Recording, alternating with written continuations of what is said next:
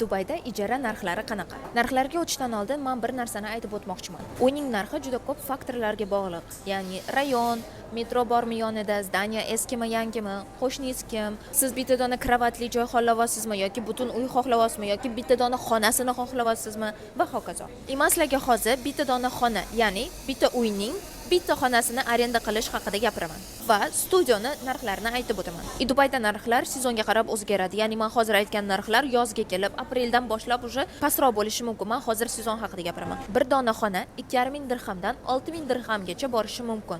Ya'ni $685 $1640 Bitta xona deganda sizda общий oshxona bo'ladi, boshqalar bilan общий hojatxona va vanna. Studioni gapiradigan bo'lsak, 10000 dirhamdan 16000 dirhamgacha borishi mumkin.